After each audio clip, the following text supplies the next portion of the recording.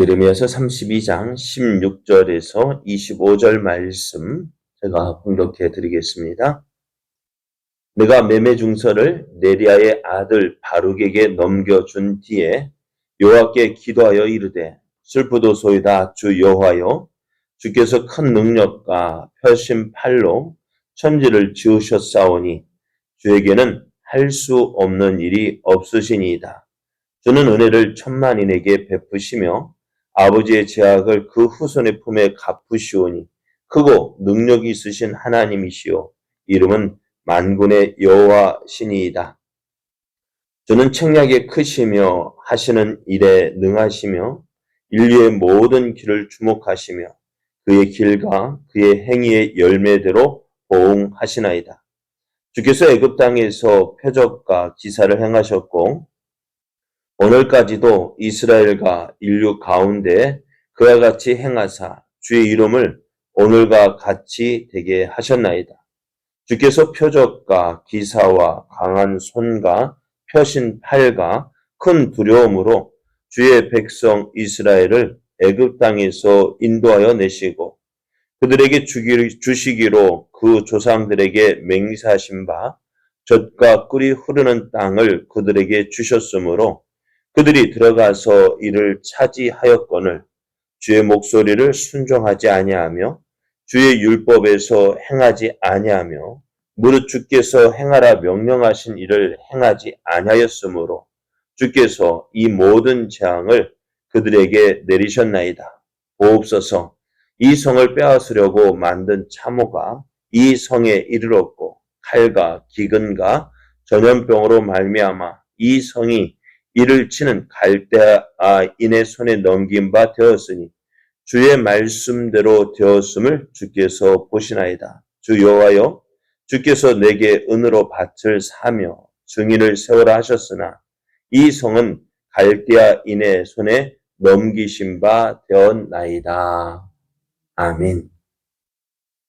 할렐루야.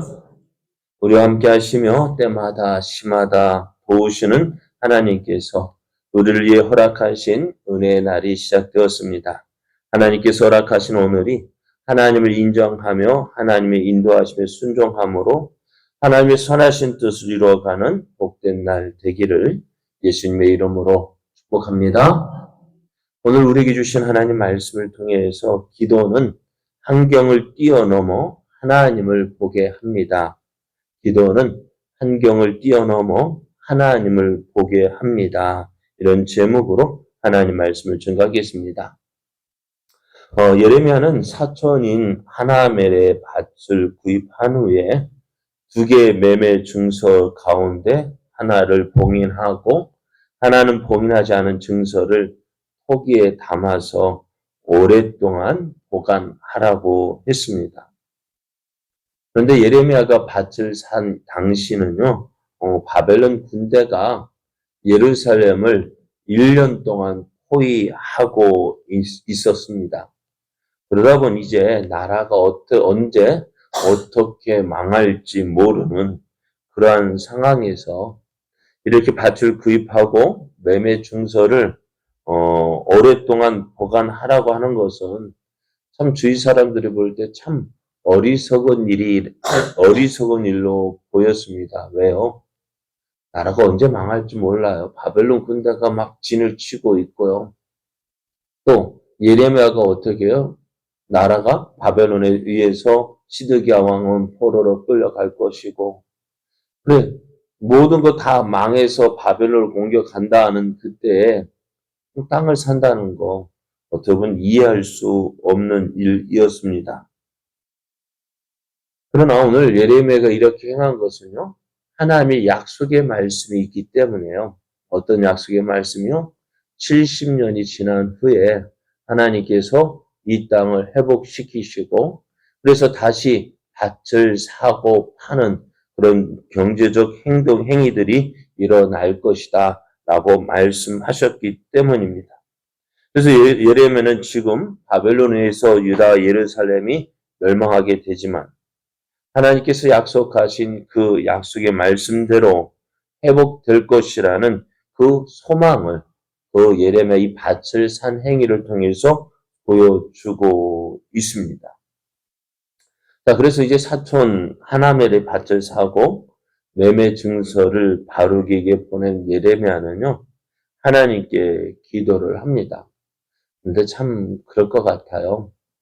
그 지금 나라를 모습을 보면서 이 나라가 어떻게 될 것이라는 사실을 이제 알고 있는 예레미야. 그 망해가는 유다를 바라보면서 땅을 산 자신의 모습, 참 이해할 수 없는 일이라 생각할 수 있을 것 같아요. 그런 상황에서 예레미야가 기도를 하는데요. 예레미야가 기도할 때 먼저 그가 믿는 하나님은 어떤 분인지를 이렇게 고백하고 있습니다. 첫 번째로는요, 하나님께 기도할 때 하나님은 전능하신 하나님이십니다. 라고 고백을 합니다. 17절 말씀에 보면은 슬프도소이다 주 여호와여 주께서 큰 능력과 펴신 팔로 천지를 지으셨사오니 주에게는 할 수 없는 일이 없으시니다. 라고 고백합니다. 예레미야는 하나님께서 하늘과 땅을 지으신 창조주라고 고백을 했습니다. 그래서 그 하나님은 하늘과 땅을 지으신 하나님, 그 하나님은요, 그 어떤 일도 불가능하지 않다라는 것을 말하고 있습니다. 전능하신 하나님은 모든 사람에게 은혜를 베풀어 주십니다. 전능하신 또 하나님은요, 그 사람의 행한 대로 갚아주시는 분이십니다. 그래서 예레미야는 하나님을 믿을 때, 그가 믿는 하나님, 지금 그가 기도하는 하나님, 예레미야의 기도를 들으시는 분이 어떤 하나님? 전능하신 하나님이다라고 고백을 합니다.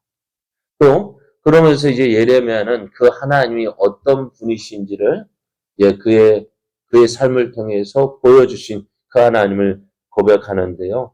하나님은 이스라엘을 애굽에서 인도해내신 구원자라고 고백을 합니다. 20절 말씀을 보면은 주께서 애굽 땅에서 표적과 기사를 행하셨고 오늘까지도 이스라엘과 인류 가운데 그와 같이 행하사 주의 이름을 오늘과 같이 되게 하셨나이다 라고 고백합니다. 지금까지 이스라엘에게서 가장 큰 하나님을 경험했던 가장 큰 사건은 무엇일까요? 이스라엘이 경험했던 하나님, 온 민족이 이건 부인할 수 없는 그 일 무엇입니까? 애굽에서 430년 동안 종살이했던 그들. 그래서 어떨까? 그들에게 아무런 소망도 없었잖아요. 그런 그들에게 곧 바로의 그 학정 또 압제 핍박으로 인해서 고난을 당할 때 그때 이제 이스라엘이요 하나님을 찾게 됩니다. 참 그랬던 것 같아요. 이스라엘 만약에 애굽에서 이런 학정이 없었다, 핍박이 없었다 한다면은 저들은 하나님을 찾지 않았을 거예요. 그들은 애굽에 살면서 애굽에 살았던 애굽인들이 행했던 모든 우상 숭배를 같이 했고 그런 가운데서 하나님을 모르고 살았을 텐데 저들이 어려움에 처해지니까 어떻게 돼요? 하나님을 찾았다 말씀하고요. 또 그 이스라엘이 하나님을 찾을 때 하나님께서 그 부르짖음을 들으셨다라고 말씀하셔요. 그리고 때가 되어서 하나님은 모세를 통해서 이스라엘을 애굽에서 구원해 내실 때에 그냥 구원해 내신 것이 아니라 어떻게 해요? 10가지 재앙을 통해서요. 하나님께서 10가지 재앙을 애굽에서 내리셨던 것은요. 어떻게 보면은 이스라엘 애굽인들 바로와 애굽에게만 하나님을 보여주신 것이 아니라 이스라엘에게도 하나님 어떤 분이신지를 분명히 보여주는 사건이었습니다.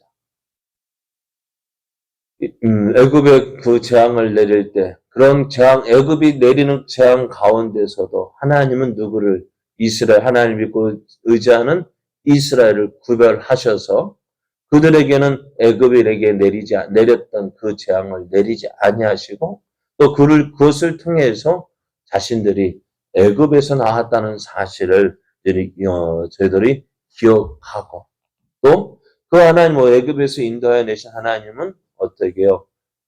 하나님께서 약속하셨던 젖과 꿀이 흐르는 가나안 땅으로 인도하셔서 저들이 지금 이 가나안 땅에 살고 있다는 사실입니다.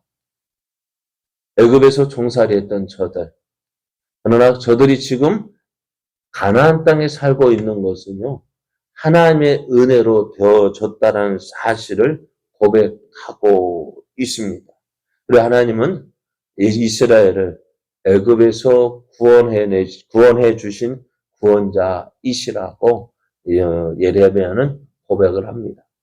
그래 오늘 그런 이스라엘 오늘 어떤 일을 당하고 있어요? 바벨론에 의해서 지금 언제 망할지 모르는 그런 상황에 처해 있습니다. 그러면 지금 그렇게 하나님께서 전능하신 하나님이시고 이스라엘을 구원해 내셨는데 왜 이런 일을 당하고 있는지 예레미야는 또 고백을 합니다. 지금 우리가 이렇게 고난을 당하는 것은 무엇 때문이라 우리들의 죄 때문이다 라고 고백을 합니다. 23절을 보면은 그들이 들어가서 이를 차지하였거늘 그들이 가나안 땅에 들어가서 가나안 땅을 차지했지만 주의 목소리를 순종하지 아니하며 주의 율법에서 행하지 아니하며 무릇 주께서 행하라 명령하신 일을 행하지 아니하였으므로 주께서 이 모든 재앙을 그들에게 내리셨나이다 라고 고백합니다. 하나님께서 이스라엘에게 놀라운 은혜를 베풀어 주셨습니다. 전능하신 하나님께서 이스라엘을 애굽에서 구원하여 내시고 가나안 땅에서 그 하나님의 은혜를 누리게 하셨지만 저들은 어떻게 해요? 그 은혜를 전능하신 하나님, 저들의 구원하신 그 하나님을 믿지 않고 의지하지 않고 그 하나님 말씀에 불순종하고 이방의 우상을 섬기는 일을 행하고 있었습니다. 또 그런 저들을 위해서 선지자들을 보내어서 많은 선지자들을 보내어서 주께로 하나님께로 돌아오라고 했지만 저들은 어떻게 했다고요? 하나님 보내신 선지자들을 핍박하고 그들의 말을 듣지 않고 어떻게 해요? 하나님 말씀에 불순종해서 오늘에 이르게 되어졌는데요. 결론은 무엇입니까? 하나님의 심판을 받았다는 사실입니다. 이제 바벨론의 공격을 받아서 멸망하게 되어졌는데요. 이 모든 것이 어느 날 갑자기 되어진 일이 아니라는 거예요. 오늘 바벨론의 공격을 받아서 멸망하게 되어지는 일들이요. 그냥 어느 날 갑자기 되어진 것이 아닙니다. 이미 오래전부터 예언되어진 것입니다. 24절을 보면 보옵소서 이 성을 빼앗으려고 만든 참호가 이 성에 이르렀고 칼과 기근과 전염병으로 말미암아 이 성이 이를 치는 갈대인의 손에 넘긴 바 되었으니 주의 말씀대로 되었음을 주께서 보시나이다. 그래 하나님 말씀대로 저들에게 이 모든 일이 이루어졌다는 거예요. 하나님은 이스라엘을 사랑하셔서 이러한 일이 닥치지 아니하도록 이러한 일이 올 것을 미리 말씀하셨고 그러나 저들이 이제라도 회개하고 하나님께로 돌아오면은 이러한 재앙을 내리지 않겠다고 말씀하셨지만 저들은 그 하나님 말씀을 듣지 않았습니다. 오늘 이러한 그 하나님께서 전능하신 하나님이시고 이스라엘을 구원해 내신 애굽에서 구원하신 하나님이시지만 오늘 이스라엘이 어려움을 당하는 이유가 무엇이라고요?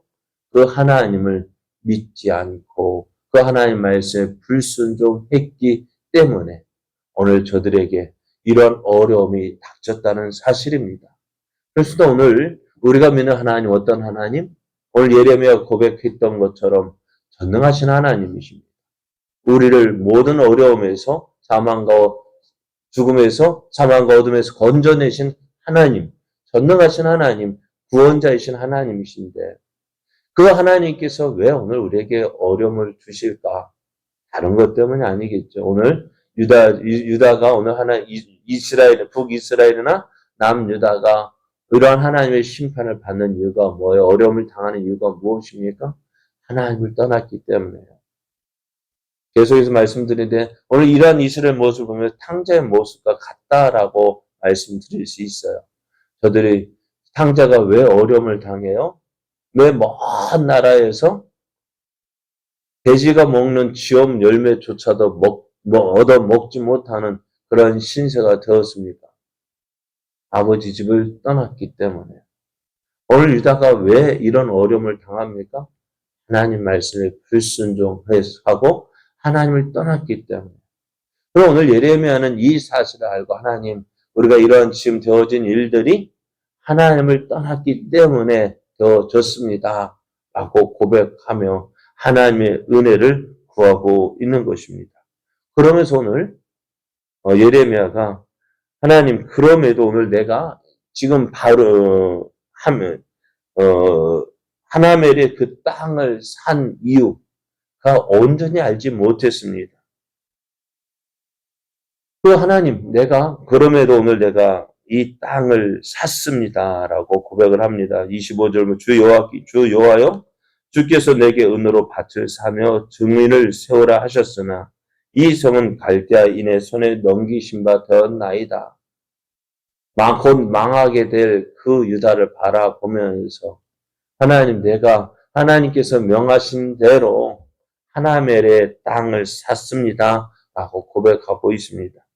그리고 지금 예레미야도요, 하나님께서 왜 이 밭을 사라고 했는지 그 이유를 다 알지 못했습니다. 그럼에도 어떻게 해요? 하나님을 믿었습니다. 그 하나님 말씀을 순종했고, 또 그 하나님을 믿기에 오늘 하나님께 기도로 나아가고 있습니다. 하나님, 내가 하고 있는 일들이 다 알지 못하지만, 그러나 내가 하나님 말씀에 순종함으로 하나님, 오늘 내가 여기에 서 있습니다. 예레미야가 고백할 수 있는 것이 바로 이것입니다. 그러나 오늘 그 예레미야 그 하나멜의 밭을 산 그것을 통해서 하나님은 이스라엘에게 오늘 바벨론에 의해서 멸망당할 그 유다에게 소망을 주고 있다는 것입니다. 무엇입니까? 회복될 것이다. 오늘 우리가 하나님을 믿고 하나님을 의지한다는 것, 오늘 눈앞에 있는 현실을 볼 때에 참 믿지 못할 때가 많죠. 오늘 유다가 그 하나님의 도성이라 할 수 있는 예루살렘을 바벨을 1년 동안 포위하고 있음에도 불구하고 그 어느 곳에서도 히스기야 왕 때 일어났던 그 놀라운 일들이 일어나지 않고 있잖아요.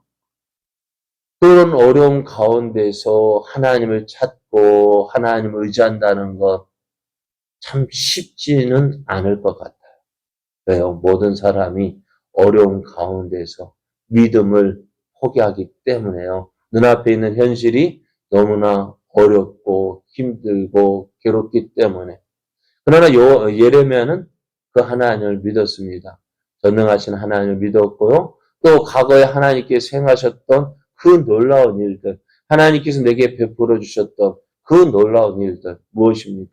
애굽에서 우리를 건져주신 하나님, 또 가나안 땅에 우리가 들어와서 살게 하시는, 그렇잖아요. 그들의 조상이 어떻게 우리는 이 땅을 차지할 수 없다라고 고백했잖아요. 자기의 힘으로는 차지할 수 없었던 그 땅을 차지하게 하시고 그 땅에 살게 하셨던 그 하나님, 그 하나님을 바라보면서 오늘 우리 눈앞에 있는 그 앞에 눈으로 보고 있는 바벨론 군대가 포위하고 있는 그 예루살렘 성에서 그 하나님을 믿고 의지했던 거예요. 우리의 믿음은요, 눈앞에 있는 현실, 그것이 전부가 아닙니다. 우리는 어렵고 힘들 때 우리가 믿고 의지할 뿐 여기까지 인도하셨던 하나님, 지금까지 우리에게 은혜를 베풀어 주셨던 그 하나님을 붙잡아야 돼요. 그 하나님을 의지해야 돼요. 그 하나님께 소망을 두고 우리가 믿음으로 나아가야 합니다. 내 눈으로 볼 때에 다 이해할 수 있다면 얼마나 좋겠어요. 그죠? 그러나 이해할 수 없는 일들이 참 많이 있잖아요. 다 깨닫지 못할 일들이 참 많잖아요. 왜 이런 일들이 일어났는지 알 수 없고 이해할 수 없고 또 그래서 모든 소망을 잃어버릴 그 상황 속에서도 우리는 하나님을 기억해야 합니다. 전능하신 하나님, 우리를 구원하시고 또 오늘 여기에 있게 하신 그 하나님을 기억하고 우리가 하나님 앞에서 우리의 모습을 돌아보며 하나님 앞에서 하나님 기뻐하시는 모습으로 나아갈 때 하나님은 우리에게 크신 은혜 더하여 주십니다. 오늘 우리의 삶이 앞이 꽉 막히고 아무것도 보이지 않는다 할지라도 사방이 꽉 막혔다 할지라도요. 어디든 열렸을까요? 하늘은 열렸죠. 하나님을 바라보며 하나님을 의지하며 믿음으로 나아가서 하나님께서 주시는 놀라운 은혜들을 누리는 복된 삶, 은혜의 삶 되어져서 하나님이 없다 하는 많은 사람들에게 하나님의 살아계심을 보여주며 또 하나님의 영광을 나타내는 복된 삶 되기를 예수님의 이름으로 축복합니다.